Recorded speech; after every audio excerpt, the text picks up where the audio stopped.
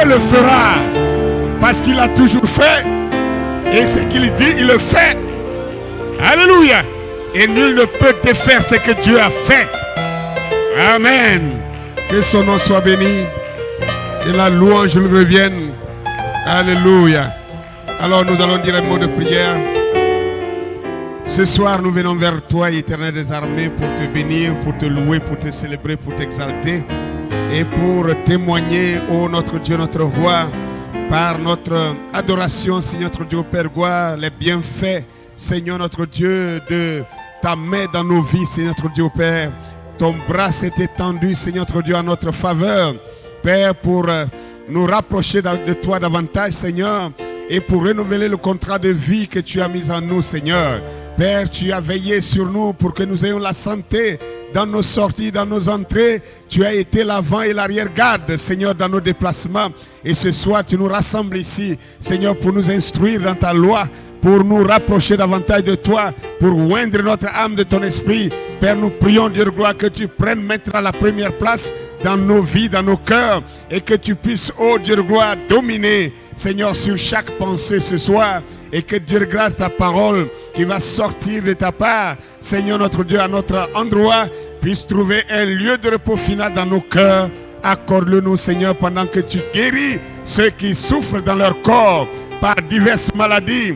Et que, Seigneur Dieu de gloire, tu relèves ceux qui sont tombés. Que tu pardonnes, Seigneur notre Dieu, Père, ceux qui ont fauté.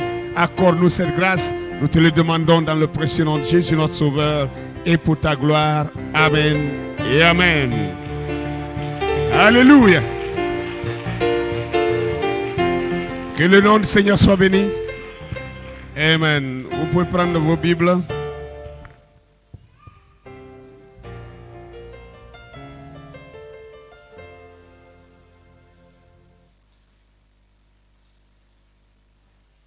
Nous allons faire rapidement la lecture de quelques versets. Nous allons commencer d'abord de texte biblique dans le livre d'Exode, Exode chapitre 2. Exode chapitre 2, les versets 1 à 10 et le verset 16 à 19. Donc nous sommes dans Exode chapitre 2, chapitre 2, du verset 1 au verset 10, que je lis. Un homme de la maison de Lévi avait pris une femme, une fille de Lévi. Cette femme devint enceinte et enfanta un fils. Elle vit qu'il était beau et elle le cacha pendant 3 mois. Ne pouvant plus le cacher, elle prit une caisse de jonc qu'elle enduisit de bitume et de pois, qu'elle y mit l'enfant et le déposa parmi les roseaux sur le bord du fleuve. La sœur de l'enfant se tint à quelque distance pour savoir ce qui lui arriverait. La fille de Pharaon descendit au fleuve pour se baigner et ses compagnons se promenèrent le long du fleuve. Elles aperçurent la caisse au milieu des roseaux et elle envoya sa servante pour la prendre. Elle l'ouvrit et vit l'enfant. C'était un petit garçon qui pleurait. Elle en eut pitié et elle dit, « C'est un enfant des Hébreux. » Alors la sœur de l'enfant dit à la fille de Pharaon, « Veux-tu que j'aille te chercher une nourrice parmi les femmes des Hébreux pour allaiter cet enfant ?» « Va, lui répondit la fille de Pharaon. Et la jeune fille alla chercher la mère de l'enfant. La fille de Pharaon lui dit, « Emporte cet enfant et allaite-le moi, et je te donnerai ton salaire. » La femme prit l'enfant et allaita l'enfant. Quand il eut grandi, elle l'amena à la fille de Pharaon et il fut pour elle comme un fils. Elle lui donna le nom de Moïse, car, dit-elle, je l'ai retiré des eaux. En ce temps-là, Moïse, devenu grand, se rendit vers ses frères et fut témoin de leurs pénibles travaux. Il vit un Égyptien qui frappait un Hébreu d'entre ses frères. Permettez que je lise en même temps la suite jusqu'au 19. Voilà.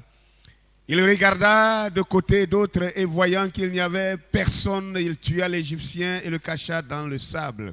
Il sortit le jour suivant et voici 2 Hébreux se querellaient.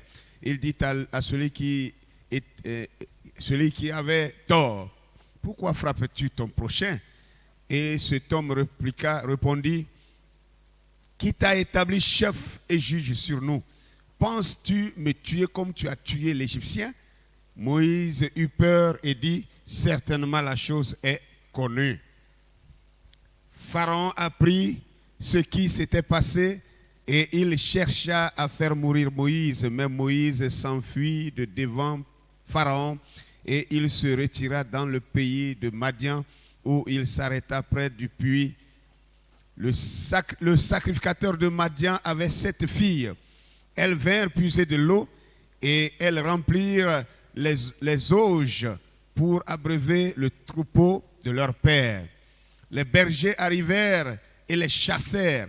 Alors Moïse se leva, prit leur défense et fit boire leur troupeau. Quand elles firent de retour auprès de Ruel, leur père, il dit, « Pourquoi revenez-vous si tôt aujourd'hui ?» Elles répondirent, « Un Égyptien nous a délivrés de la main des bergers, et même il nous a puisé de l'eau et a fait boire le troupeau. » Et il dit à ses filles, « Où est-il? Pourquoi avez-vous laissé cet homme? Appelez-le pour qu'il prenne quelque nourriture. » Moïse se décida de demeurer chez cet homme qui lui donna pour femme Séphora, sa fille. Elle enfanta un fils et il appela du nom de Gershon, car, dit-il, j'habite un pays étranger. Alléluia. Vraiment que le Seigneur bénisse la lecture de sa parole. Vous pouvez vous asseoir. Donc les 2 textes que je voulais lire, je crois que je les ai englobés tous en même temps. Bien, je veux prendre pour thème ce soir les Hébreux assimilés aux Égyptiens. Les Hébreux assimilés aux Égyptiens. Vous savez qu'en français, le mot assimilé veut dire confondre. Amen. Être assimilé à quelque chose, ça veut dire on vous confond à la chose. Amen. On vous confond à ceci. On pense que c'est vous qui êtes telle personne. Gloire à Dieu. C'est ça le mot assimilé en français. Et donc, quand on parle de similitude, on parle de ressemblance. Gloire à Dieu.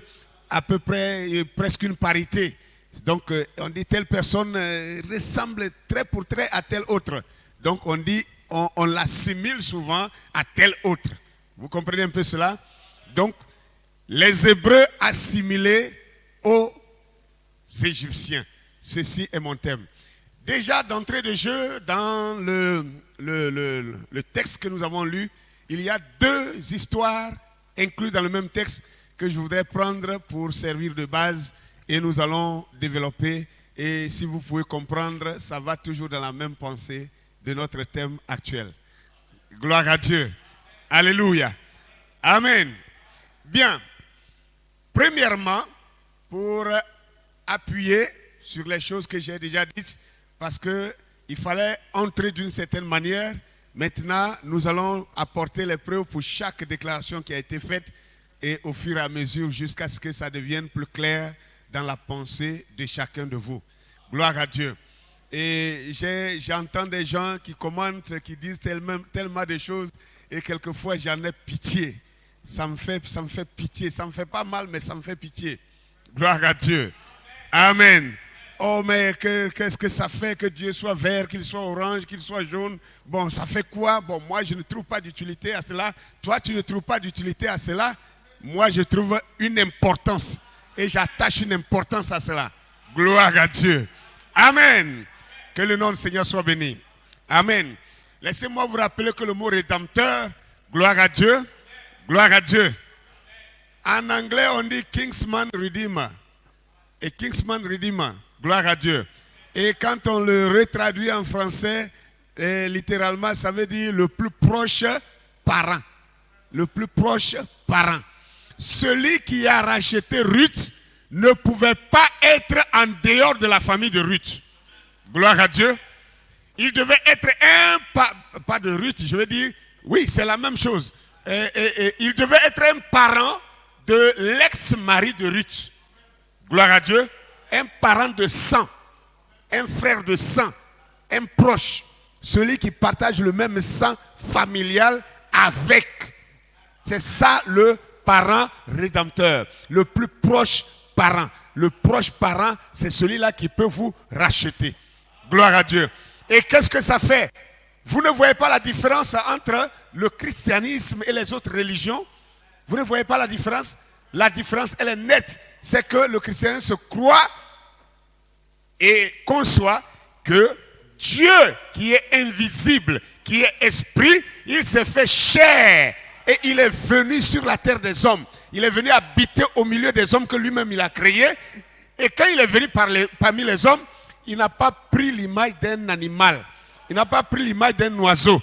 Il n'a pas pris l'image d'un végétal. Il n'a pas pris l'image d'un poisson. Mais il est venu avec l'image exacte de celui qu'il voulait sauver. Est-ce que je me fais comprendre? Il a ressemblé à celui qu'il est venu pour sauver. C'est-à-dire l'être humain, l'homme. Il est venu en tant qu'un homme. Gloire à Dieu. Et si vous ne comprenez pas ça, bon là, ce n'est pas de ma faute si vous n'êtes pas de la semence d'Abraham. Vous devez être de la semence. Alléluia. Pas de la semence du serpent. La semence du serpent vous dira ça ne fait rien. Blanc bonnet, blanc, c'est la même chose. Que j'adore Dieu avec les fruits, avec les fleurs, ou bien que je l'adore avec du sang, ça n'a pas d'importance. Mais il y avait un qui connaissait l'importance, qui savait que adorer Dieu avec les fruits, ce n'était pas dans le plan, ce n'était pas dans le tableau, ça ne pouvait pas sauver quelqu'un. Et pour être sauvé, il fallait adorer Dieu avec le sang d'un animal qui préfigurait déjà celui qui viendrait comme le Christ pour mourir à la croix. Donc, vous ne pouvez pas me dire que ça n'a pas d'importance. Ça a plus que de l'importance. Un blanc même a commenté ces vidéos-là et il a dit, regardez cet homme, quelqu'un qui dit qu'il est croyant. Il dit, voilà, il fait de la propagande, que cet homme-là, il a besoin d'être recolonisé. Comme ça, il comprendra qu'il n'a pas le droit de parler comme ça. Alors, vous comprenez maintenant? Il faut presser quelqu'un pour voir ce qui est dans son ventre.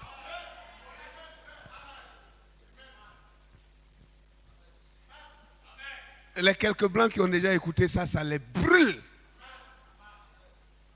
Ça les fait mal. Il dit, il faut qu'on me recolonise pour que je comprenne que je ne dois pas parler comme ça de mon maître le blanc. Gloire à Dieu. Amen. Mais quand vous vous retrouvez dans une salle, on dit non, ce sont des chrétiens. Et puis il est là et puis il te salue. Alors frère, c'est Dieu te bénisse. Dieu te bénisse. Et tu dis c'est ton frère. Ton frère, il dit que toi tu dois être recolonisé. Un frère qui doit être recolonisé. Vous commencez à comprendre quelque chose? Tant pis si vous ne voyez pas la différence. Moi je vois toute la différence, elle est là. Toute la différence est ici. Gloire à Dieu. Amen. Amen. Alors, venons-en à notre sujet ce soir. Les Hébreux qui ont été assimilés à plusieurs reprises dans la Bible aux Égyptiens. Plusieurs fois, on a vu des Égyptiens qu'on les a confondus avec des... Non, on a vu des Hébreux qu'on les a confondus aux Égyptiens. Ou vice-versa. Alors, dites-moi maintenant, si l'un était blanc que l'autre était noir, est-ce qu'il y a similitude dans ça? Est-ce qu'on peut confondre un noir et un blanc? Que ce soit de loin ou de près, il n'y a pas de confusion entre un noir et un blanc. La différence est trop nette. C'est trop net. Amen. Pour qu'on confonde deux individus, alléluia, ils doivent avoir des traits de ressemblance irrévocables, ou du moins irréfutables. Vous comprenez cela? j'ai beau être, je ne sais pas quoi, où tu as beau ressembler à tel, où tu as beau être musclé dans ton coin de sport, si un blanc aussi est musclé, on ne vous comparera jamais, on ne vous confondra jamais. On dira, lui-là, il est musclé comme le blanc là. Ou bien le blanc là aussi est musclé comme celui-là. Déjà, la couleur vous différencie. Gloire à Dieu. D'autres disent non, mais est-ce que ça n'a pas d'importance. L'essentiel, c'est de croire en Jésus. Jésus nous a sauvés. Il n'y a plus ni grec, ni juif, et tout ça. Bon, pourquoi maintenant on reparle encore des couleurs? Si le blanc savait, lui là, d'après eux, ils disent qu'ils ont lu la Bible avant nous, non?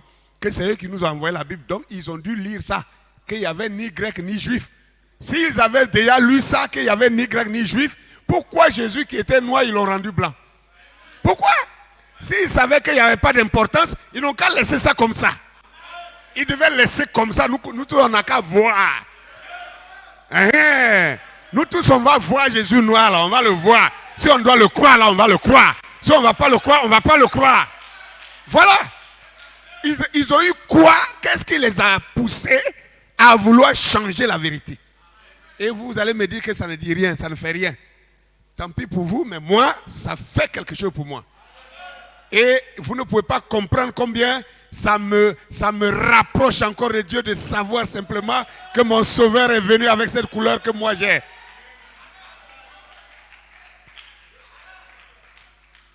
Alléluia. Bien. Première remarque. Moïse, au moment où Moïse naissait, les Hébreux étaient devenus indésirables en Égypte. Ça, vous le savez. La Bible dit, un autre pharaon qui n'a pas connu Joseph s'éleva sur l'Égypte. C'est lui qui a ordonné, qui a décidé que si on laisse ces Hébreux-là, la manière dont ils se multiplient, ils vont devenir plus nombreux que nous. Et si un jour, si un ennemi venait attaquer notre régime, ces étrangers-là vont se mettre d'accord avec comment on appelle, ces Hébreux-là vont se mettre d'accord avec ces étrangers pour nous combattre. Donc, on n'a qu'à diminuer leur démographie. Vous avez compris cela? On n'a qu'à diminuer, on n'a qu'à freiner leur croissance pour ne pas qu'ils se développent trop. Et c'est là où ils ont pris la décision, n'est-ce pas? Ils ont d'abord dit aux sages femmes que toutes les fois que les femmes hébreux viendraient pour accoucher, gloire à Dieu, ils n'ont qu'à tuer les enfants à la naissance. Et la Bible dit qu'il y a beaucoup de sages femmes qui n'ont pas eu le cœur de faire ça. Et Dieu les a récompensés pour ça. Vous connaissez ce texte-là, non? Et quand Pharaon a compris que les sages femmes ne faisaient pas ce qu'il avait dit, alors il a ordonné maintenant que tout enfant garçon qui naît dans une famille hébreu devait être mis à mort. C'est dans cette optique-là que Moïse va naître. Moïse naît et sa mère regarde, c'est un joli garçon, un très beau garçon, et elle ne voulait pas qu'il meure, et elle ne pouvait pas livrer son enfant. Et comparativement aux autres femmes qui ont eu peur et qui ont livré leurs enfants, elle a caché son enfant, et la Bible dit pendant 3 mois. L'enfant avait 3 mois maintenant, c'était devenu trop flagrant, elle ne pouvait plus continuer à cacher l'enfant. De toutes les façons, ils allaient finir par découvrir cet enfant. Et donc, elle a simulé, n'est-ce pas, quelque chose pour faire une corbeille en enduit de bitume qu'elle a mis l'enfant dedans pour le mettre sur le fleuve Bombe. Toute cette histoire, vous connaissez. Et la fille de Pharaon, qui n'avait pas d'enfant. Combien ont lu l'histoire que Frère Branham me raconte sur l'aveugle Bartimée qui avait un agneau et 2 tourterelles? Combien ont lu ça? Toi, tu as lu ça? Tu as lu ça aussi? 4 personnes au moins ont lu ça. 5 personnes, c'est déjà important. Là, je peux en parler. Ça, là, ce n'est pas écrit dans la Bible. Hein? Ce n'est pas écrit dans la Bible. C'est dans les histoires extra-Bible. Où Frère me dit que l'aveugle Bartimée, comme il était aveugle, il avait un agneau, un mouton bien entraîné, qui le conduisait partout où il voulait aller. Et le mouton connaît sa maison pour le ramener chez lui. Et il avait 2 tourtereaux. Les tourtereaux, ce sont des oiseaux. Et quand il partait, l'agneau le conduisait jusqu'à sur une route quelque part et il s'asseyait au bord de la route. Et puis il déposait les tourtereaux qui dansaient, qui faisaient des jeux. Et lui, il chantait, ça dansait. Et les gens qui passaient, ça faisait du spectacle. Et les gens lui donnaient de l'argent. Et à cause de ça, il vivait de ça. Alléluia. Amen. Vous qui avez lu cette histoire-là, vous savez de quoi je parle. Amen. Mais pour sa guérison, il a dû sacrifier ces animaux-là qui lui faisaient vivre. Gloire à Dieu. Et finalement, ça finit par payer parce que c'est pourquoi il avait sacrifié ces animaux. Finalement, le Seigneur lui-même ayant vu le sacrifice qu'il a fait, les animaux qui lui faisaient vivre, il a livré cela à Dieu. C'est ça qui a envoyé Jésus vers lui pour lui ouvrir les yeux. Amen. Vous comprenez cela? Alors, maintenant, ce que je veux dire par rapport à ça, en prenant cette histoire, c'est pour vous parler de la fille de Pharaon. La fille de Pharaon, une histoire extra dit que cette fille-là, elle était mariée. Et elle était mariée à un Égyptien.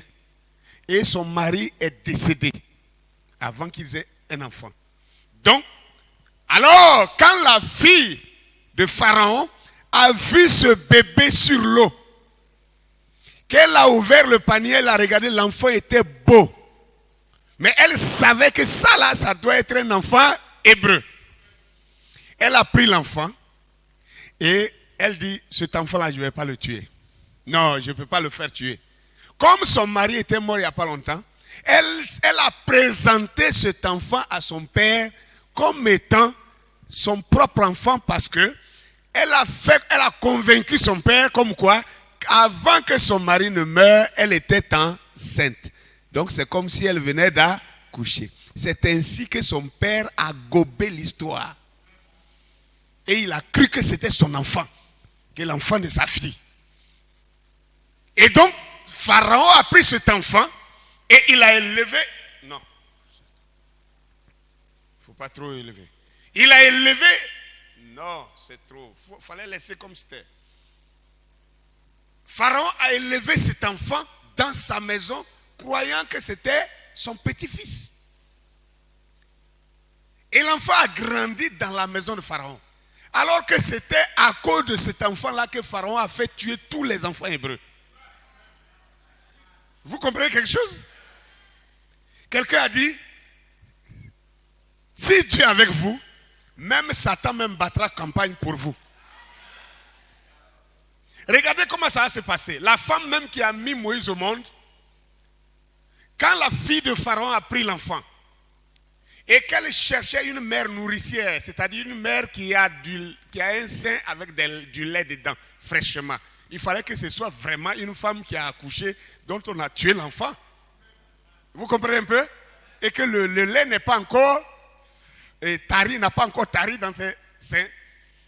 Et c'est pour ça qu'elle avait envoyé la sœur de Moïse pour suivre. Et c'est l'enfant qui est venu dire, ah, veux-tu que j'aille chercher une mère nourricière? Elle a dit, oui, va chercher. Et la fille allait chercher la propre maman de l'enfant même. Et regardez quelque chose qui va se passer que vous n'avez pas remarqué. Quand elle est venue là, la fille de Pharaon dit, tiens cet enfant, va allaiter cet enfant. Quand tu vas le sévrer, tu vas me le ramener. Et je te payerai un salaire. Je te payerai un salaire. Son propre enfant, elle allaite son propre enfant et l'ennemi le paye. Alléluia. L'ennemi que Pharaon cherchait de toute façon, avec toute la force, c'est Pharaon même qui a élevé cet ennemi-là. C'est Pharaon même, et il a payé de l'argent encore pour ça. Et il a entretenu cet enfant-là jusqu'à ce qu'il a grandi. Maintenant, ma question pour chacun de vous. Comme déjà tout le monde sait, c'est irréfutable aujourd'hui que les Égyptiens anciens, les Égyptiens antiques, les Égyptiens du temps de Pharaon étaient tous des noirs comme vous et moi. Maintenant, si nous continuons de croire que les Hébreux étaient blancs comme ceux qui sont à Jérusalem aujourd'hui, ça veut dire que Moïse est né le jour-là blanc. Sommes-nous d'accord? Il est blanc. Or, la fille de Pharaon a pris l'enfant pour aller présenter à son père comme son propre enfant.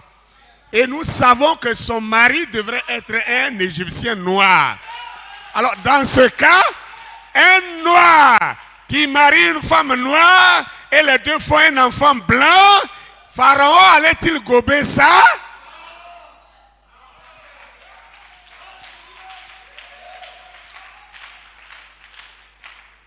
Oh, alléluia. Est-ce que ça là, ça allait marcher? Frère, tu peux me prendre, mon bien-aimé sera distingué, cet enfant blanc, cet albinos, même simplement un albinos parmi les autres enfants. C'est dans la bande qu'on a fait. Tu vas me projeter ça un peu, ils vont voir. Entre nous, un enfant blanc dans une famille où tout le monde est noir charbon. Et attention, frère, l'histoire dit que les Égyptiens anciens étaient de couleur noir charbon. Noir charbon. C'est-à-dire ils étaient plus noirs que vous tous qui sommes, nous tous qui sommes ici. Noir charbon. C'est pas bronzé, non. Noir charbon. Donc, dans une famille noir charbon, un enfant blanc est né. Et personne n'a rien su. Et il ne suscitait pas de questions.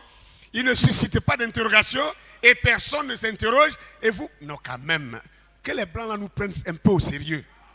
Donc à nous prendre un peu au sérieux. Nos parents étaient en plein esclavage, ils avaient peur de dénoncer ces vérités-là cachées. Mais aujourd'hui, nous ne sommes pas en esclavage, nous avons le droit de dénoncer ces mensonges qui ont trop duré. Moïse ne pouvait pas être blanc et survivre. Si Moïse était blanc, même la fille de Pharaon n'aurait pas osé prendre cet enfant pour venir dans la maison de Pharaon, alors que son père avait déjà donné l'ordre de tuer tous les enfants hébreux. Elle-même n'aurait pas eu le courage de le faire, parce que le faire, ce serait aller contre la loi, le décret. N'oubliez pas que Pharaon était Dieu sur terre. Pharaon était le président mondial. Parce que le régime de l'Égypte commandait toute la planète Terre. Donc même son enfant n'avait pas le droit d'aller contre sa propre loi. Donc vous voyez une preuve? Vous voyez une preuve que les enfants hébreux étaient noirs? Vous voyez une preuve que les enfants hébreux sont noirs? Ça c'est une des preuves. Moïse ne pouvait pas échapper si jamais il était blanc. Il ne pouvait pas s'en sortir. Ça n'allait pas marcher. Le mensonge allait être débusqué très vite. Et la fille de Pharaon elle-même serait mise à mort pour avoir défié l'autorité de son père. Donc elle connaissait ça et ne pouvait pas oser. C'est parce que c'était possible qu'elle l'a fait. Et pour que ça soit possible, il fallait que les deux peuples soient de même race. Regardez cet enfant. Ça, ce n'est même pas un blanc. Simplement un albinos. Au milieu des autres enfants blancs. Est-ce qu'il peut se cacher? Il va faire comment pour se cacher? On va mettre le goudron sur sa peau ou bien quoi? Vous voyez ça? Donc, ce n'était pas possible que Moïse soit blanc pour être élevé dans la maison de Pharaon. Ça, c'est ma première preuve. Alléluia. Deuxième. Oh, gloire à Dieu. Alléluia. Écoutez maintenant quelque chose ici. À partir du verset 16 qu'on a lu, je relis le verset 16 à partir du verset 16 à 19. La Bible dit que Moïse, quand il a tué l'Égyptien, il a fui pour aller dans le désert. Il est allé tomber sur les filles de Ruel. Les filles de Ruel qui conduisaient les troupeaux de leur père et qui sont allées au puits, elles ont puisé de l'eau pour abreuver leur troupeau. Et pendant qu'elles y étaient, les bergers de la région qui étaient des hommes, parce que Ruel n'avait pas d'enfants garçons. Il avait 7 filles, tous des filles, il n'y avait pas de garçons. Et donc, comme elles étaient toutes des filles, elles ne pouvaient pas faire face aux bergers garçons. Donc les autres bergers, chaque fois venaient à l'heure où les filles de Ruel devaient abreuver leurs brebis, et ils s'asseyaient. Et quand les filles puisaient l'eau, quand elles finissent de puiser, et ils viennent chasser les brebis, le troupeau des filles, et puis ils font boire leurs brebis, et puis ils se retournent. C'est-à-dire, vous allez travailler pour nous. C'était comme ça, de force. Parce que ce sont des filles. Si elles veulent parler, ils vont les frapper. Et ce jour-là, la scène avait changé. Parce que Moïse, dans sa fuite, est venu se cacher là. En attendant qu'il se repose pour continuer son chemin, il ne savait même pas où il partait.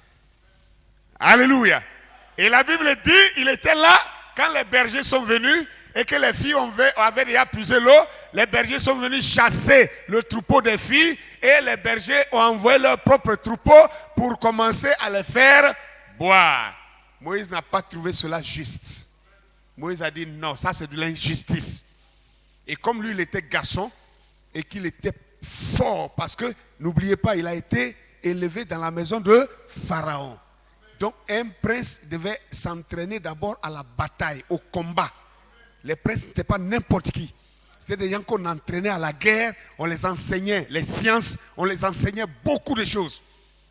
Mais la première chose qu'on devait les enseigner, c'était d'abord l'art de la guerre. Donc Moïse était aguerri à l'art de la guerre. Donc Moïse s'est levé, il a frappé ses bergers et il les a écartés et il a fait justice aux filles. Les filles ont ramené leur troupeau pour boire et lui-même il a puisé l'eau encore pour aider les filles à faire boire le troupeau. Et quand c'est fini maintenant, il a dit aux filles, prenez vos moutons, allez chez vous. Et quand elles partaient maintenant, il a laissé les bergers aussi qui ont commencé à puiser l'eau pour faire. Donc les filles sont parties à la maison et regardez ce que la Bible dit. Vous n'avez pas remarqué? Quand ils sont arrivés, leur père a vu quelque chose d'étrange. Habituellement, elles rentraient à la maison tard. Le jour-là, elles sont vite rentrées. Et leur père leur pose la question. Ah, pourquoi rentrez-vous si tôt aujourd'hui? Alléluia. Pourquoi rentrez-vous si tôt aujourd'hui? Vous avez vu leur réponse? Je vais lire la réponse. Alléluia. Versets 18 et 19. Quand elles furent de retour auprès de Ruel, leur père, il dit, pourquoi revenez-vous si tôt aujourd'hui? Verset 19. Elles répondirent, un Égyptien nous a délivrés de la main des bergers et même il nous a puisé de l'eau et a fait boire le troupeau. Bien. Est-ce que Moïse était égyptien? Vous répondez froidement. Est-ce que Moïse était égyptien? Mais qu'est-ce que les filles ont dit?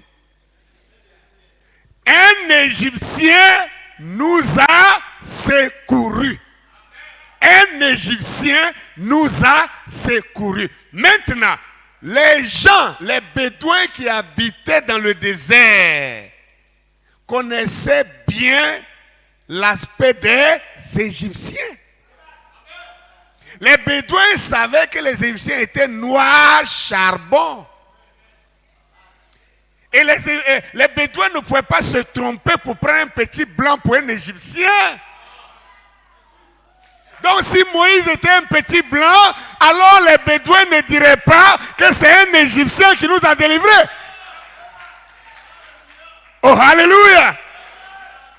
Elles allaient dire, un blanc nous a délivrés. Un blanc ne peut pas se délivrer lui-même. À plus forte raison, délivrer quelqu'un. Un Égyptien nous a secourus. C'est pourquoi j'ai dit, les Hébreux assimilés aux Égyptiens. Partout où ils sont passés, on les a toujours assimilés aux Égyptiens, même jusqu'à l'ère chrétienne. D'accord? On continue, non? Alléluia! Donc, Moïse en Égypte a été assimilé aux Égyptiens. Moïse hors d'Égypte a été encore assimilé aux Égyptiens. Oh là là! S'il était blanc, on ne l'aurait pas pris pour un Égyptien. Deuxième preuve. Est-ce qu'on peut continuer? Maintenant, nous prenons Genèse chapitre 50. Genèse 50, versets 7 à 11. On va lire quelque chose. Lors des obsèques du grand patriarche Jacob. Quand Jacob est parti en Égypte, il est mort. Plus tard, il est mort. Il est mort pendant que son fils Joseph était encore premier ministre d'Égypte. Et donc, Joseph avait tous les honneurs en Égypte. Et il est allé vers Pharaon pour dire à Pharaon, laisse-moi, je te prie, aller à Canaan pour enterrer mon père. Car il m'a fait jurer qu'à sa mort, je ne l'enterre pas en Égypte ici. Et Pharaon a donné son quitus, sa permission. Et la Bible dit que Pharaon même a donné même 50 chars. 50 chars. Regardez, je vous rappelle d'abord, oui, pour rappel, quand Jacob devait quitter Canaan pour aller en Égypte, quand ils sont venus lui dire que son fils Joseph n'est pas mort, que Joseph est vivant, que Joseph est devenu même premier ministre en Égypte, et que Joseph, son fils, lui dit, il n'a qu'à venir en Égypte pour vivre mieux ces derniers jours, la Bible dit, Jacob se leva avec toute sa famille. Ok? Et ils montèrent en Égypte. Et la Bible complète pour dire, Jacob et toute sa famille étaient au nombre de 70. 70 personnes. Vous comprenez cela? Ils étaient au nombre de 70 personnes. Ce n'était pas une petite famille. Déjà quand ils partaient là-bas. Ça dit, Joseph n'est pas dedans, hein, puisque Joseph était déjà en Égypte là-bas. Mais Jacob et ses 11 fils et leurs femmes et leurs enfants, ceux qui se sont déplacés pour venir, étaient au nombre de 70 personnes. Maintenant, quand ils sont arrivés là-bas, la Bible dit que Jacob, même en Égypte, il a fait encore 2 enfants encore. Il a continué à faire des enfants. Il a fait encore 2 enfants en Égypte. Vous suivez quelque chose? Et quelques années plus tard, quand il est mort, et que maintenant on devait retourner avec son corps à Canaan pour aller l'enterrer, c'est là que Pharaon va donner 50 chars pour transporter toute la famille de Jacob, y compris Joseph lui-même. Et la Bible dit que certains ministres même égyptiens ont accompagné Joseph pour aller enterrer son père.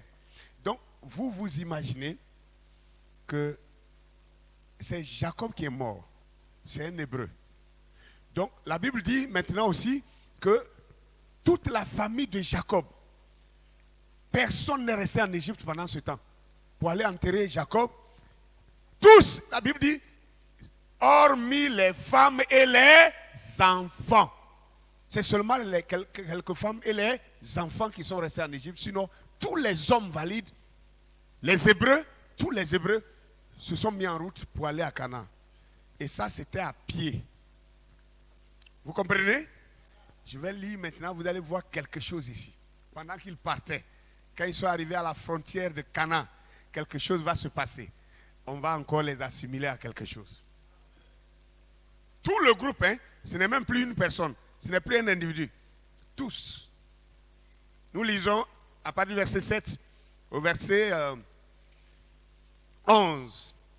Joseph monta pour enterrer son père.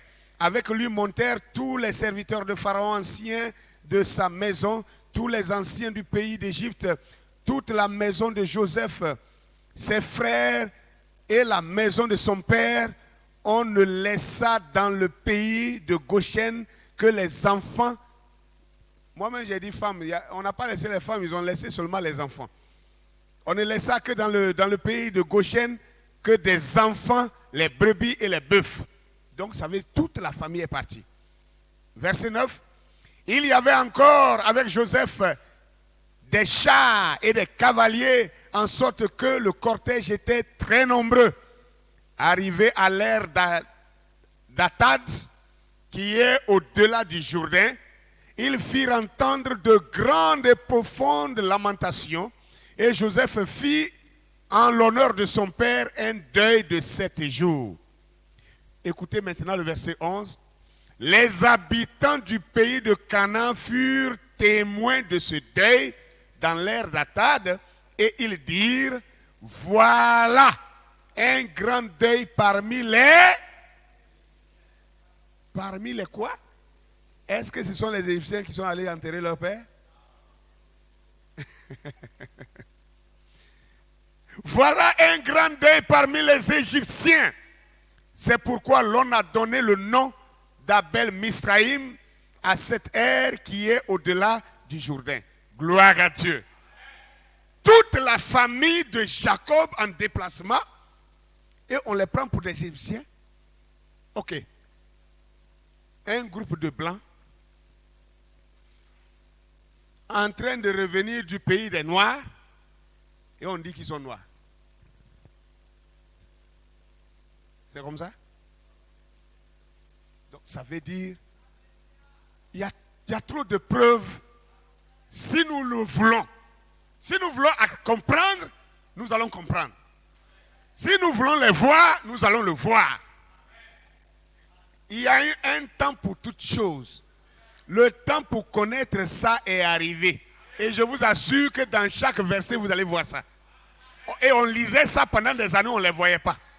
Mais maintenant, on a les lunettes pour ça.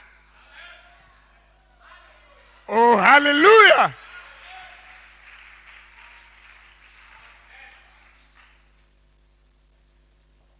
Il dit, voilà un grand deuil parmi les Égyptiens. Est-ce que les enfants hébreux étaient des Égyptiens? Ils n'étaient pas Égyptiens. Même s'il y avait quelques Égyptiens parmi eux. Mais est-ce qu'à cause de quelques Égyptiens, on va confondre tout le monde maintenant aux Égyptiens? Ça, c'est pas normal. C'est pas vrai. En fait, la confusion, l'assimilation a été faite à cause de la ressemblance raciale. À cause de leur peau. Alléluia. Que le nom du Seigneur soit béni. Vous saisissez quelque chose? Nous pouvons avancer. Maintenant, je voulais prendre un autre aspect. Allons dans Juge chapitre 16. Juge chapitre 16, je vais vous faire voir un autre aspect qui représente toujours les preuves que tous les personnages de la Bible, depuis l'Ancien Testament jusqu'au Nouveau Testament, c'est des hommes noirs. Juge chapitre 16. Nous allons lire le verset 13 et le verset 19. Juge 16, le verset 13. Je lis le verset 13 d'abord.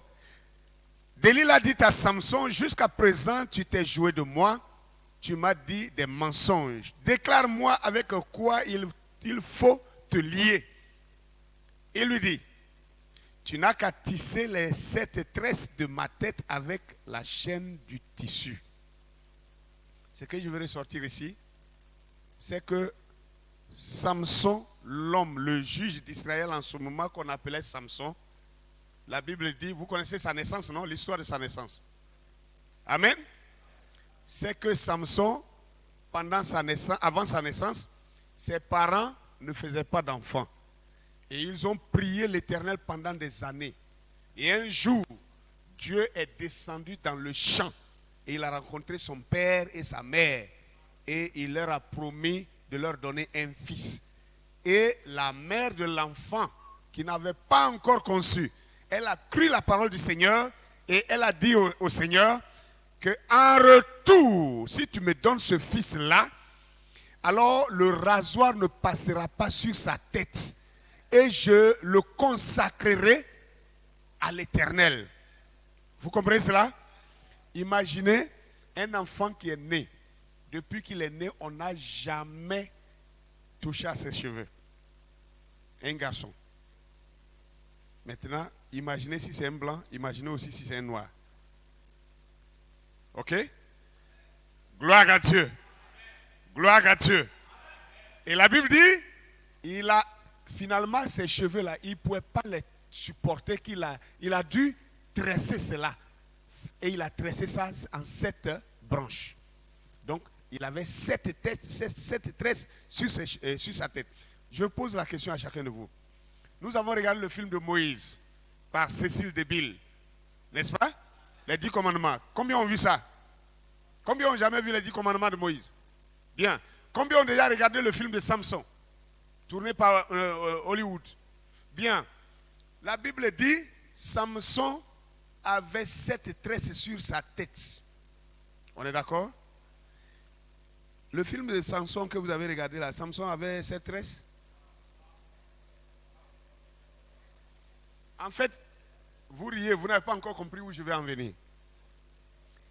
Ils peuvent imiter tous les personnages dans la Bible, comme ils veulent, pour les rendre blancs. Mais il y a des choses qui les échappent. Ils ne peuvent pas le faire. Beaucoup de femmes blanches veulent aussi se tresser comme nos sœurs se tressent ici. Regardez en France là-bas.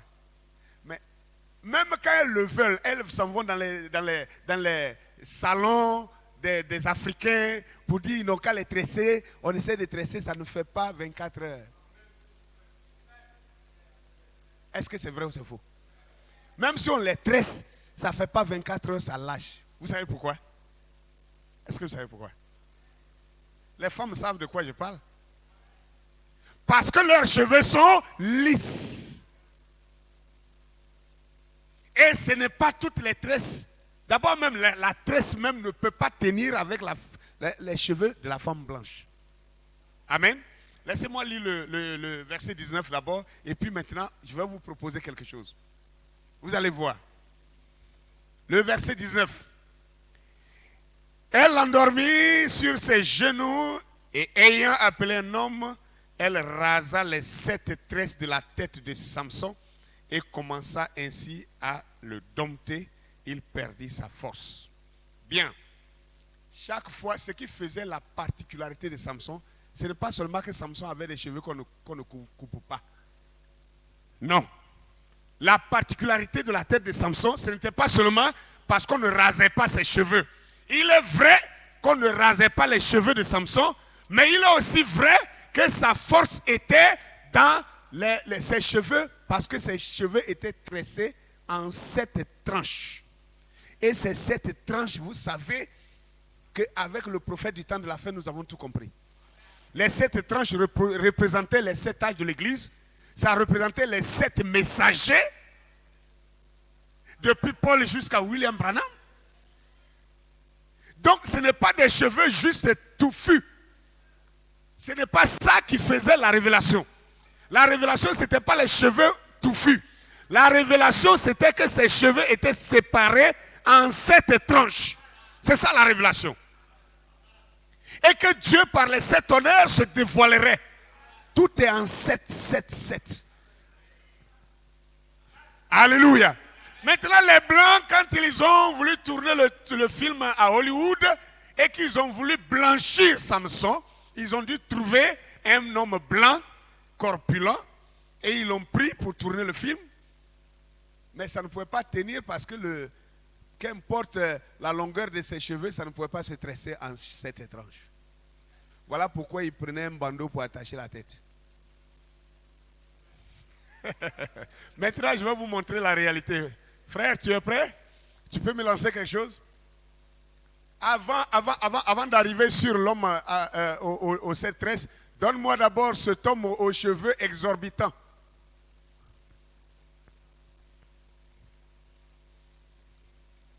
Alléluia. Que le nom du Seigneur soit béni. Frère, nous allons partir sur ces petits exercices-là et vous allez voir, regardez un homme. Ce n'est pas montagne, c'est réalité. Et c'est dans ses gènes. Ses cheveux poussent seulement, ça pousse seulement. Et lui aussi, il a fait son enfant, sa fille. Ça, c'est sa fille qui est derrière lui. Sa fille a aussi des cheveux pareils. C'est exorbitant, c'est trop. Regardez ça.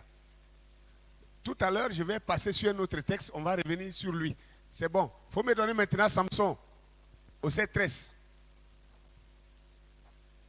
Imaginez que ce monsieur-là se tresse en 7 tresses. Vous voyez ce que ça peut faire?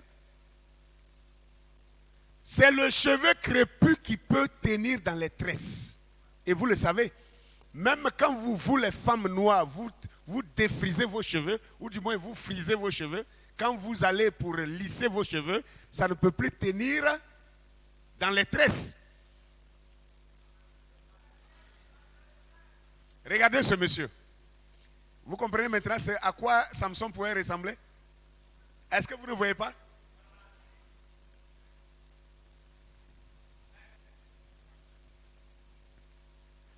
Vous pouvez imaginer combien d'années il ne s'est pas coiffé, ce monsieur. Donc, s'il laissait ses cheveux, je vous ai montré la première image de ce monsieur-là. Même pour entrer dans sa maison, il faut prendre des dispositions pour faire passer sa tête. C'est pour cela que la seule manière, c'est de les empiler comme ça. C'est de les empiler comme ça. Et pour ça, il faut que ce soit un homme noir. Il faut que ce soit un homme, c'est ça la réalité. D'abord même, c'est dans les gènes de l'homme noir. L'homme noir, depuis toujours, quand il est garçon qu'il veut laisser ses cheveux, pour ne pas qu'il ressemble à une femme, c'est ça qu'il fait. Vous savez ça? Ne soyez pas surpris parce que les règlements n'ont pris ça. Bob Marley là, il est né quand? Nous parlons de l'histoire des Noirs. D'abord, Bob Marley était un homme noir. Vous savez ça, non? Il était métissé, mais ses parents blancs l'ont rejeté parce qu'il est noir. Et il a pris parti pour les Noirs. Et il était noir. Et c'est en tant que noir qu'il a chanté comme il chantait. Il chantait contre les Blancs. Et les Blancs ont fini par le tuer parce qu'il était noir. Gloire à Dieu. Voilà à quoi Samson pouvait ressembler. Donc effacez de votre mémoire ce que le blanc a essayé de placarder dans votre esprit. Gloire à Dieu. Les enfants hébreux assimilés à des Égyptiens.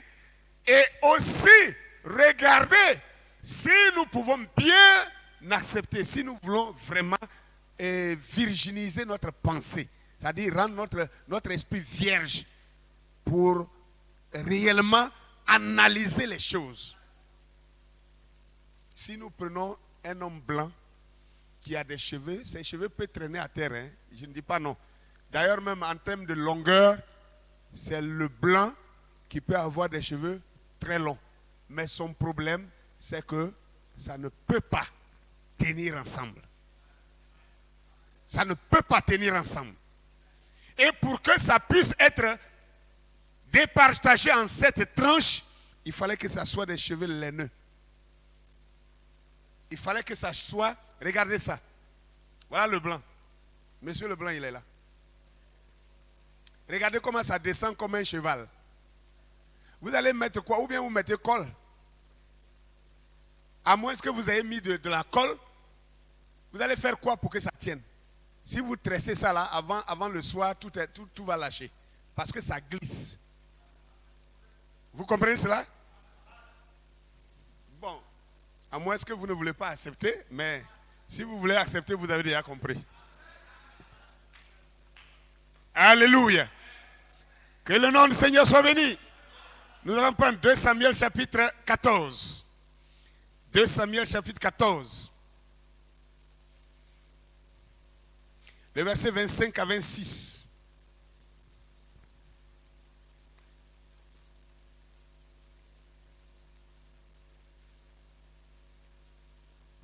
« 2 Samuel 14, verset 25 à 26.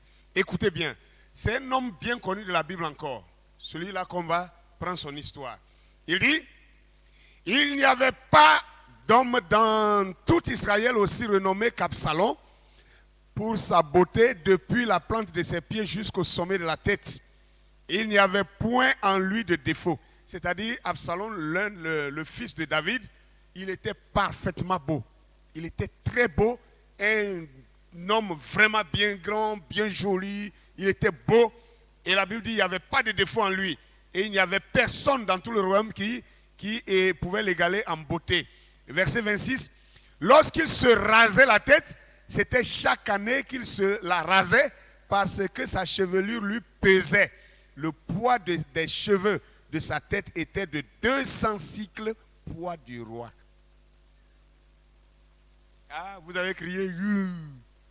Pourtant, on a toujours lu ensemble, non? Vous avez lu votre Bible, vous avez déjà lu ça. Maintenant, vous pouvez imaginer ce que ça peut être. Ramène-moi maintenant ce monsieur. On va voir un peu à quoi ça ressemble. Parce que quand on lit la Bible, on dit que Absalom, quand il avait commencé à se rebeller contre son père, le jour où il est allé en combat contre Joab l'a poursuivi, il était sur cheval, et il a voulu faufiler parmi les arbres, et un arbre, il est rentré dans les arbres, et les branches de l'arbre sont rentrées dans ses cheveux, et ça l'a accroché à l'arbre. Et le cheval est parti pour le laisser, il est resté. Regardez ce monsieur. Regardez un homme comme ça. Il y a un autre même où c'est encore empilé, paqueté comme ça là. Hein? Imaginez cet homme-là. S'il est... Bon, regardez ça. Regardez ça. Si celui-là rentre dans les ronces, il peut sortir. Il ne peut pas sortir. Ça va l'attacher. S'il n'y a personne là-bas, il va mourir. Voilà à quoi ça peut ressembler. Tu peux maintenant faire circuler plusieurs pour qu'ils voient l'exagération, des cheveux exagérés, à des tailles exagérées. Et la Bible dit, garde ça d'abord, regardez ça, la Bible dit, Absalom se rasait la tête une seule fois par an. Pourquoi? Il dit parce que ses cheveux lui pesaient. Et la Bible dit, le poids de ses cheveux en une année était de 200 cycles. Poids du roi. 200 cycles, poids du roi. Bon, maintenant, tout à l'heure, on a vu M. Leblanc. S'il a fait même 5 ans sans se coiffer, on sait à quoi ressemblent ses cheveux. Ça peut être long, mais jamais ça ne pèse. Hein? Ça peut être long, kilométriquement long, mais jamais ça ne pèse. Mais la Bible ne parle pas de la longueur des cheveux d'Absalom, mais la Bible parle du poids de ses cheveux. À moins qu'on refuse de comprendre, mais celui qui veut comprendre a tout compris. Alléluia. Celui qui veut comprendre, à partir de là, il a tout compris. À moins qu'on refuse de comprendre. Mais je crois que Paul pouvait dire un jour, il dit, nous n'avons pas de puissance contre la vérité. Nous n'avons pas de puissance contre la vérité. On ne peut pas être des enfants de la vérité et lutter contre la vérité. Si la vérité est vérité, dès qu'elle est dite, l'enfant de vérité dit, c'est vérité. C'est la vérité. Nous n'avons pas de force contre la vérité. La Bible n'a pas dit ici que Absalom se rasait une fois par an parce que la longueur de ses cheveux le fatiguait. Non. La Bible n'a pas parlé de la longueur de ses cheveux, mais la Bible a parlé du poids de ses cheveux. Et la Bible même donne le poids de ses cheveux en une année. 200 cycles. Poids du roi. Ce n'est pas poids du paysan, poids du roi. Poids du roi. Alléluia. Gloire à Dieu. Alors, vous voyez maintenant que toutes ces choses sont dans la Bible, mais comme ce n'était pas la saison, on ne pouvait pas voir. Amen. Aujourd'hui, chaque page qu'on ouvre, on peut voir les traces du peuple de Dieu qui est noir. On peut voir les traces partout. Tant pis pour ceux qui trouvent que non, ça ne sert à rien. Quelqu'un même vraiment. Et quand je m'imagine que c'est quelqu'un qui est frère dans l'église ici.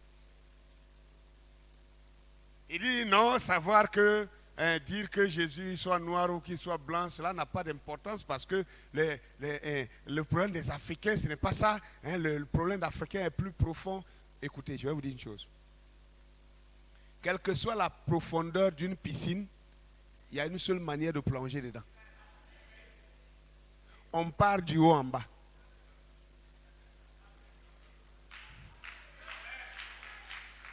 Alléluia! Mais c'est la réalité. Quelle que soit la profondeur d'une piscine, on ne plonge que d'une seule manière. Vous ne pouvez jamais atteindre le fond sans commencer par le dessus. Donc si le problème de l'Afrique, moi je ne parle pas de l'Afrique, je parle de l'homme noir. Qu'on ne confonde pas avec le problème d'Afrique. Alléluia! Non, ça là, c'est pas important. Moi, je ne vois pas l'importance de ça. Si tu ne vois pas d'importance, tant mieux pour toi. Moi, je vois toute l'importance.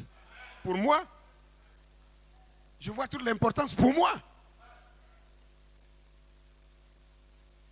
Une plaie, quelle que soit sa profondeur, le docteur ne peut pas commencer par l'os et puis soigner pour remonter.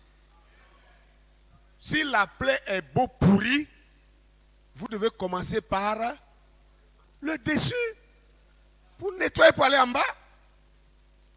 Donc ne me dites pas le problème de l'Afrique est plus profond, donc ce n'est pas ça là qui va nous sortir de ça. Si toi-même tu ne peux pas d'abord réaliser qui tu es, comment maintenant tu peux combattre pour ce qui t'appartient? Il faut d'abord savoir ce que tu es. Écoutez, savoir que telle chose t'appartient sans savoir qui tu es, c'est du mensonge. Personne ne saura ce qui lui appartient si d'abord il ne sait pas qui il est. Hein? Vous vous imaginez un prince qui est né, dont son père, le roi, l'aurait pris pour aller le mettre chez un tuteur, et le tuteur l'a élevé, il ne l'a jamais dit qu'il était prince. Il lui a jamais dit que son père était roi. Vous croyez que cet homme-là, ce prince-là qui est là-bas, il ne sait pas que c'est son père qui est roi. S'il rencontre un esclave qui est dans la maison du roi, il va se prosterner devant l'esclave.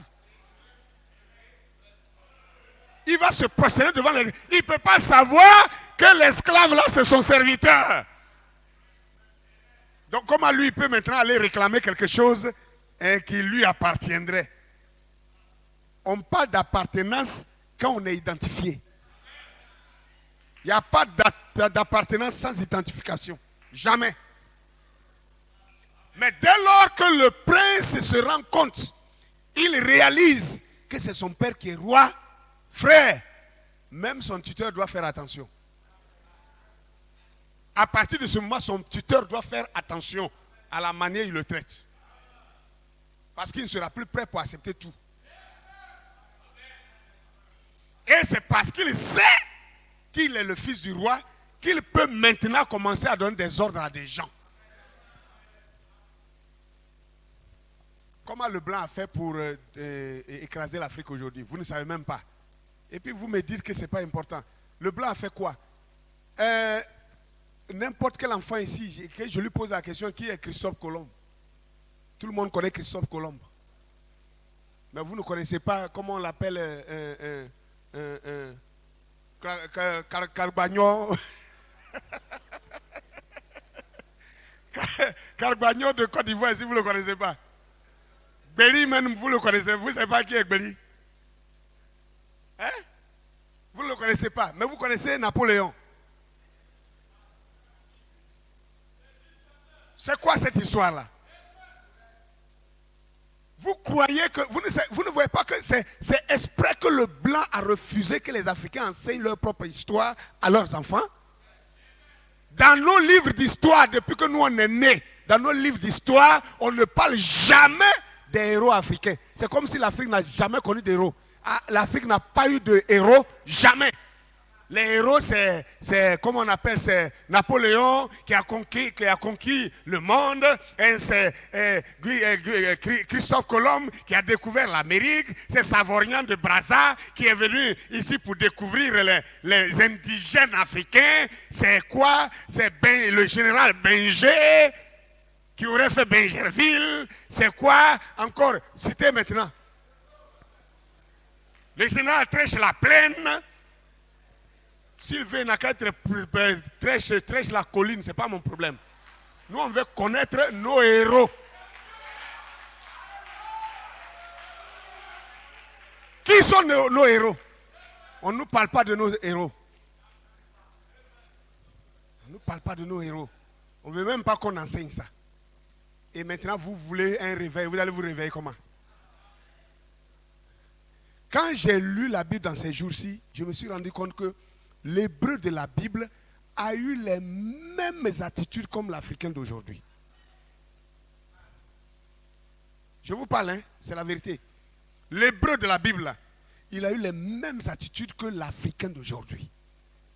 C'est-à-dire, l'hébreu, quand son frère s'élève pour essayer de le conduire sur la voie où il va se libérer, c'est lui-même qui attrape son frère pour aller donner à l'ennemi. C'est comme ça les Hébreux ont fonctionné jusqu'à aujourd'hui. C'est ça qui a fait détruire le royaume d'Israël. Tous les prophètes qui prophétisaient, ce sont les Hébreux qui les attrapaient pour les livrer aux Romains. Et Jésus n'a pas échappé à ça.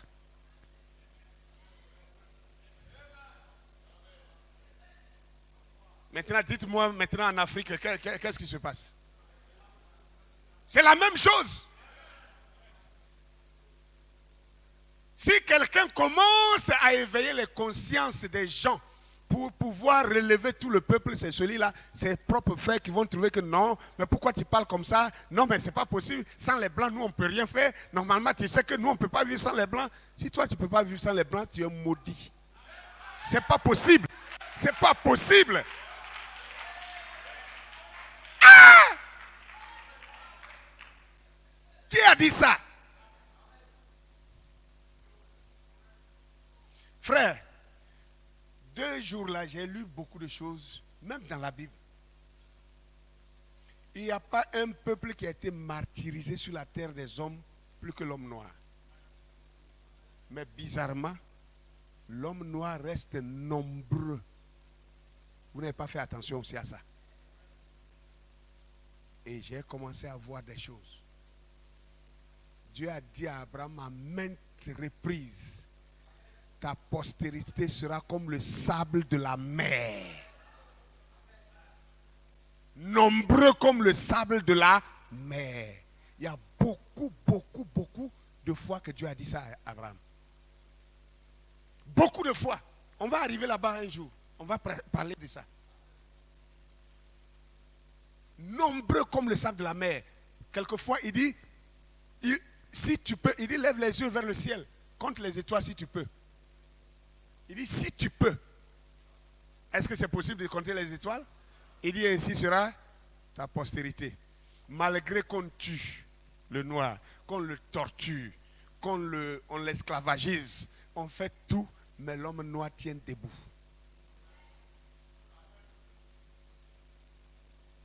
Gloire à Dieu. Ce sont des critères pour reconnaître, pour identifier le peuple hébreu dont on parle dans la Bible. Alléluia. Les Blancs, quand ils travaillent et que pendant 6 mois, 4 mois même, d'abord 3 mois, 4 mois, si on ne le paye pas, il va se suicider.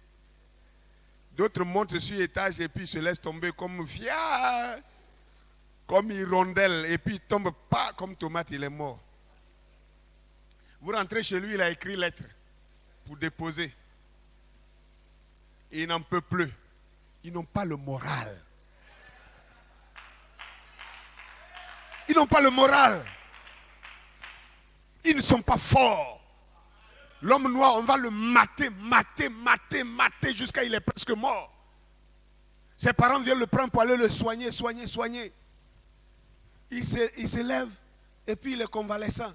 On dit, bon, aujourd'hui, là, c'est anniversaire de ton cousin. Et puis, il va là-bas, il n'est pas bien guéri. Hein. Et puis, on met... Il n'a pas la force, mais il danse. Il oublie tout ce qu'on l'a fait.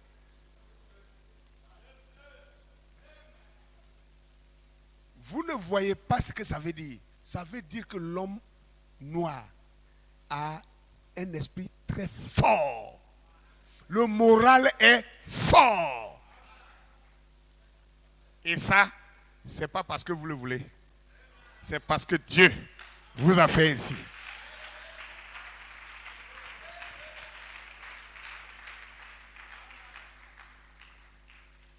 Alléluia. Oh, il est déjà à l'heure.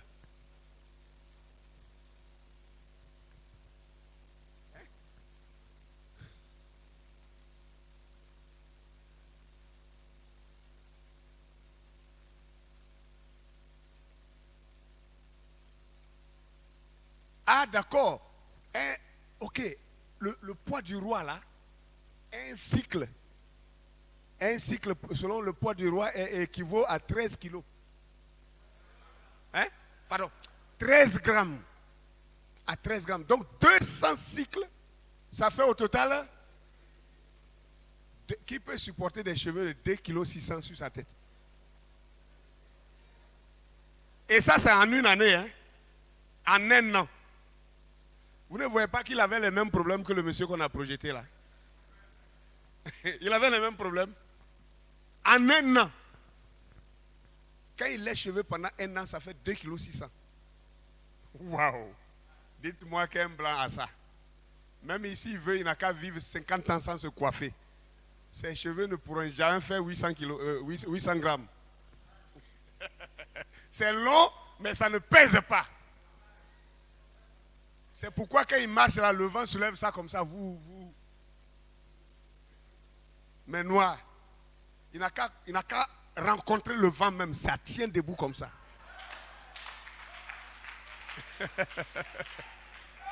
La force de l'homme noir est dans ses os, dans ses muscles, même dans ses cheveux. Partout, c'est la force vive, la force brute. Il est fort comme Dieu. Alléluia. Oh, j'ai trop traîné, il me semble, parce qu'il est l'heure maintenant. Il est 21h. Mais je vais vous lire une chose encore. Allons dans Actes chapitre 21. Actes chapitre 21.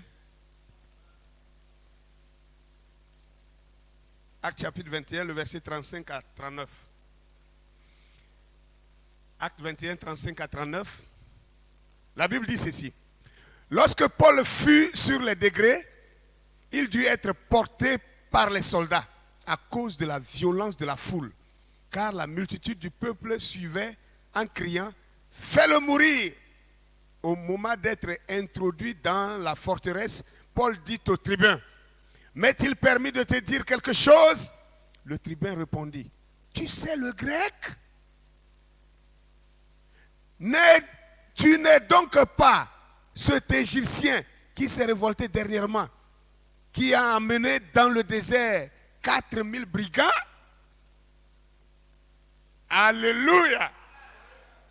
Le tribun s'étonne. Attends. Tu sais parler le grec? Tu n'es donc pas cet Égyptien-là qui s'est révolté, qui a amené 4000 brigands dans le désert dernièrement? Tu n'es pas Égyptien? Paul, hein? Paul de la Bible.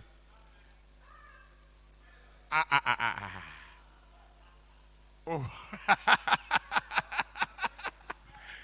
Alléluia! L'apôtre Paul, à l'ère chrétien, il a été confondu à un Égyptien. Donc dites-moi, quelle était la couleur des Égyptiens? Quelle était la couleur des Juifs? Et vous aurez tout compris.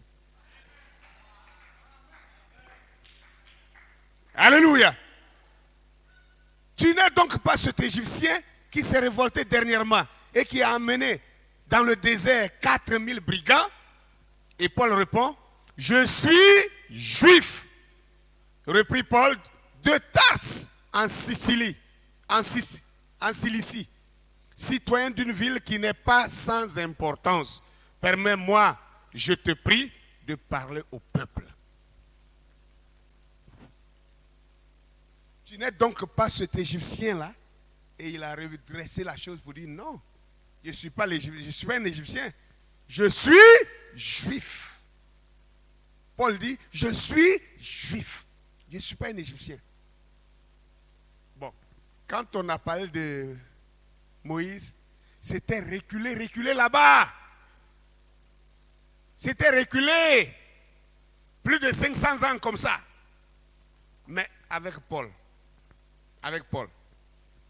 500 ans après Moïse, avec Paul, on pourrait nous dire non, il y a eu brassailles, donc les Juifs sont devenus blancs. 500 ans après, Paul aussi est assimilé à un Égyptien. Donc ils sont restés noirs. Bon, la Bible dit que celui qui a des oreilles entende ce que l'Esprit dit à l'Église. Qui ne se réveille pas? Sauf celui-là qui refuse, celui qui ne dort pas. Non, celui qui ne dort pas, c'est lui on ne peut pas réveiller. Un homme qui dort là, s'il dort vraiment, dès que tu le tapes comme ça là, il sursaute, il se réveille, il sort de son sommeil et puis il se lève. Oui, quoi? Mais si tu tapes quelqu'un 2 fois, 3 fois, lève-toi, et puis il est couché. C'est maintenant on ronfle. Il ne dort pas. Il ne dort pas, hein? Malachie 4 est venu pour réveiller les églises dormantes. C'est pour réveiller celles qui dormaient. Donc si tu dors vraiment, ça là, ça va te réveiller. Amen. Je termine pour vous dire ceci. Frères et sœurs, il y a beaucoup de choses. Ce n'est qu'un début, nous continuons. Mais, avez-vous entendu parler du Che Guevara? Che Guevara, c'est le révolutionnaire cubain qui a résisté face aux Américains. C'est lui-même, c'est sa victoire que Fidel Castro a pris. Vous savez comment il est mort? Che Guevara s'est battu pour le Cuba. Et il était tellement fort, stratégiquement fort, que les armées américaines ne pouvaient pas le maîtriser. Et il les tuait mal. Et il se cachait, personne ne pouvait le débusquer. Et vous savez comment on l'a eu? Un berger cubain qui savait où il se cache. C'est lui qui allait dire aux Américains, venez, je vais vous montrer où il se cache. Pourtant, il se battait pour qui? Pour eux. C'est un berger qui l'a livré. Et ils ont pris Che Guevara et ils l'ont tué. Ils ont posé la question maintenant au berger, pourquoi tu as livré l'homme là? Vous savez comment il a répondu? C'est aussi bête qu'un cochon, pas mouton même. Il dit, lui il est un berger, que depuis que Che Guevara a commencé à résister contre les Américains, le crépitement des fusils chaque jour, ça fait peur à ses moutons. Donc lui il est fatigué, il faut que ces moutons soient en paix. Donc on n'a qu'à le prendre et puis la guerre va finir et puis lui, ses moutons vont se relaxer. C'est simple, hein? Vous voyez des choses comme ça? Voilà la raison qu'il a donnée. Il y a eu un autre homme, un Égyptien, qu'on appelait Mohamed Karim. Mohamed Karim, ça c'est au temps lointain, au temps de Napoléon. Quand Napoléon, vous savez que le professeur Obenga du Cameroun dit que Napoléon, les gens ne connaissent pas son histoire. Napoléon a, dans sa révolution, il a brûlé toute l'Europe. Brûlé toute l'Europe jusqu'à Moscou. C'est lui là on appelle héros. Et puis on nous enseigne ça dans l'école. Et on veut que nous on retienne ça. On ne peut pas nous enseigner des Africains sages qui ont enseigné la sagesse. Ils veulent qu'on enseigne le barbare et qu'on le célèbre comme un héros. Quand Napoléon est arrivé en Afrique, il est rentré par Alexandrie pour attaquer, pour prendre l'Afrique du Nord. Il a lancé l'assaut contre Alexandrie. C'est Mohamed Karim qui a résisté. Il a résisté sérieusement. Et il a mis vraiment l'armée de Napoléon en échec. Il les a tenus en échec pendant longtemps. Et quand ils ont fini par mettre la main sur lui, quand ils l'ont attrapé, Napoléon l'a jugé et l'a condamné à une peine capitale. C'est-à-dire, il doit être mis à mort. Quand on l'a déclaré condamné à mort, Napoléon a réfléchi et il est venu le voir. Et il lui a dit que sincèrement, ça me peinerait, moi, grand conquérant Napoléon, de t'exécuter en tant que un révolutionnaire, comme un patriote qui a résisté pour protéger sa propre patrie. Que t'exécuter, je ne serai pas équitable. Que donc, je te propose de payer 200 pièces d'argent, non, 200 pièces d'or. 200 pièces d'or, non, il a dit 1000. Il a dit 10 000 pièces d'or. Tu verses 10 000 pièces d'or, je te rends ta liberté. Or, Mohamed Karim a commencé à sourire. Mais pourquoi tu souris? Il dit non, je suis redevable à plus de 100 000 pièces d'or aux commerçants d'Alexandrie. Parce que ma résistance fera que eux, ils pourront garder le contrôle de leur commerce. Donc, ça c'est... Je sais que je vais bientôt sortir. Je vais seulement envoyer la nouvelle, l'information aux commerçants d'Alexandrie. Ils vont cotiser l'argent. Ils vont m'envoyer les 10 000 pièces d'or et puis je vais sortir. Vous savez ce qui s'est passé? Quand ils ont envoyé l'information aux commerçants, les commerçants disent, s'il a fait sa révolte, qu'on l'a attrapé, il n'a qu'à assumer. Pourtant, il se battait pour eux. Hein. Quand Napoléon a entendu ça, Napoléon est rentré dans la fureur. Et il est revenu, il dit, bon d'accord, monsieur Mohamed Karim, vous allez mourir. Vous savez pourquoi? Mais cette fois-ci, la sentence change. Pour que je sois équitable dans ma sentence, vous n'allez plus mourir en tant qu'un patriote qui s'est battu pour ses frères. Mais vous allez mourir parce que vous avez tenté de délivrer des gens qui n'en valaient pas la peine. Vous entendez ça? Et c'est comme ça qu'ils ont exécuté ce monsieur. Napoléon cherchait un justificatif. Et il en a trouvé finalement. Et c'est ça, malheureusement, que notre pauvre peuple noir est. C'est ce que nous sommes. Je ne vais pas citer des noms, mais vous savez que tous ceux qui se sont levés, qui ont essayé de revendiquer le droit du peuple noir, c'est ce peuple noir qui a toujours attrapé cet homme-là pour aller donner aux Blancs. Vous savez que je sais que vous savez que je sais.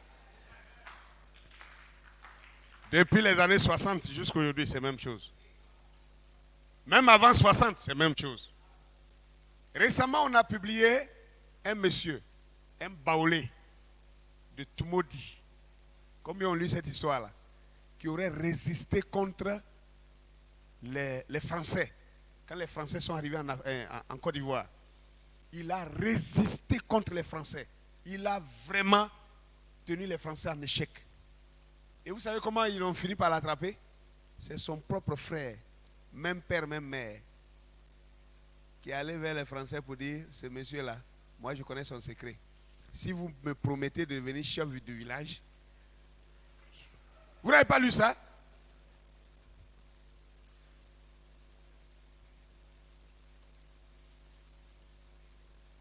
Et il a livré le secret.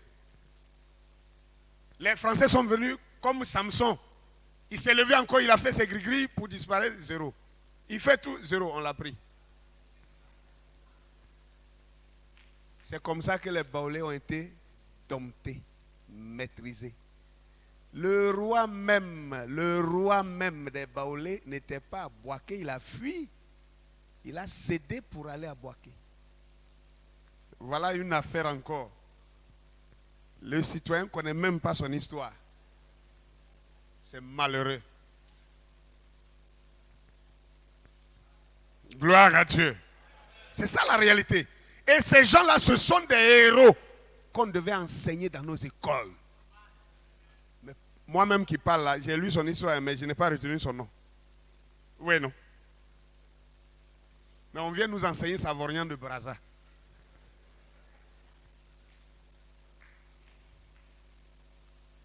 Vraiment, c'est malheureux.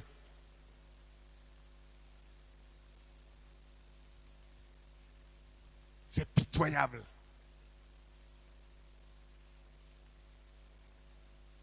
J'ai découvert dans l'histoire antique la ville du Dahomey au temps de Béanzin. Frère, le blanc lui-même qui a écrit son récit, en son temps qui est arrivé au Dahomey, qui a vu le roi Béanzin, il a dessiné le palais de Béanzin à un jour de festivité. Et il l'écrit et il conclut pour dire que le palais seulement, pas la ville, le palais de Béanzin à lui seul dépassait toute une ville. J'oublie. Si je vais me rappeler, j'ai écrit ça quelque part dans mon calepin. Je vais prendre dimanche, si je n'ai pas oublié, je vais vous ressortir ça. Une ville de l'Europe. Le palais. Et ce n'est pas des cases rondes, s'il vous plaît. C'était des maisons à étages. Maisons à étages au temps de Béanzin. Maintenant, si on n'a pas détruit ce peuple-là, je m'imagine quel allait être le développement de ce pays-là, de ce royaume-là. On nous fait croire que le blanc est venu nous trouver dans les arbres. On était comme des singes avec des queues. C'est blanc qui est venu avec un ciseau pour couper nos queues. On est devenu des hommes. Croyez ça. Tellement vous chérissez le blanc que tout ce qu'il dit là, vous gobez. Avalez ça et puis avancez. Vous aviez des queues, le blanc est venu avec un ciseau pour couper vos queues, non? Il est venu avec un rasoir pour raser votre poil et puis vous êtes devenu humain. N'importe quoi. N'importe quoi. Vous ne pouvez pas comprendre que si le peuple noir est haï par les autres, c'est parce que Dieu est en lui. Qu'est-ce que l'homme est sur la terre le plus? C'est Dieu. C'est Dieu. C'est Dieu qui est le plus haï sur la terre. C'est pourquoi Jésus a dit que tout ce que les hommes célèbrent sur la terre, tout ce qui est élevé sur la terre est une abomination devant Dieu. Vous n'avez pas compris ça? Ok. Que le nom du Seigneur soit béni. Donc, ce soir, c'était juste un additif pour vous, pour renforcer que le peuple hébreu, le peuple de Dieu de la Bible, est noir. Et jamais ils n'ont été blancs. Depuis le début jusqu'à aujourd'hui, ils restent noirs. Que Dieu vous bénisse.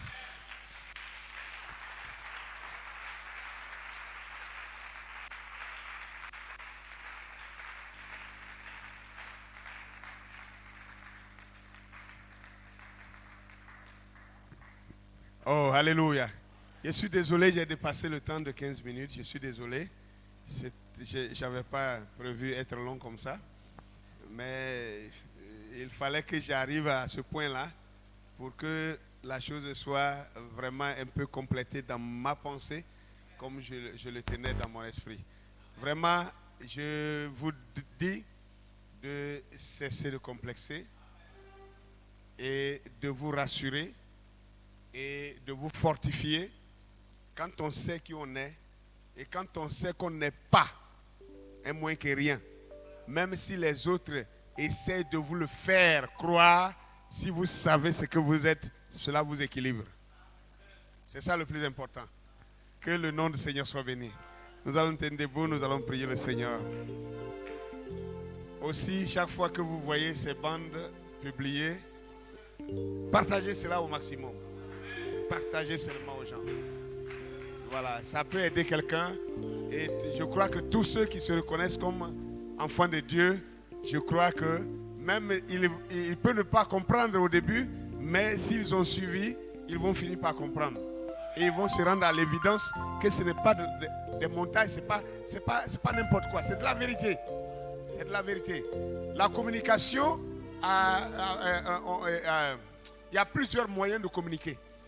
On communique audiblement, on communique gestuellement, n'est-ce pas? On communique aussi gestuellement. Pour que vous puissiez mieux comprendre ce soir, j'ai dû projeter des choses. C'est des images qui ne parlent pas, d'une manière ou d'une autre, mais ça parle. Dans le silence. Il fallait que vous voyez les images pour que ça ouvre votre esprit. Donc, quelqu'un qui discute avec vous, ne discutez pas. Faites-le écouter ce qui a été dit. S'il finit d'écouter, le débat va s'arrêter.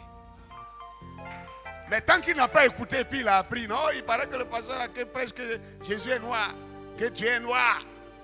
Oh, il paraît qu'il dit que les juifs là, ils ne sont pas blancs. Non, ça, c'est n'importe quoi. Que Dieu soit vert, qu'il soit jaune, qu'il soit rouge. Ça n'a pas. Dites-lui, mon ami, avant de tirer ta conclusion, écoute la bande. Écoute la bande. Il faut écouter. Quand tu as fini d'écouter, alors on verra si tu auras le même raisonnement. C'est simple.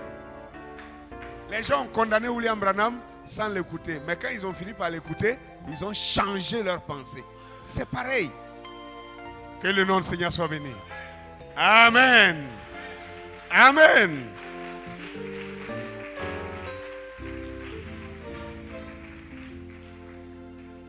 Lord, prepare me to be a sanctuary, pure and holy,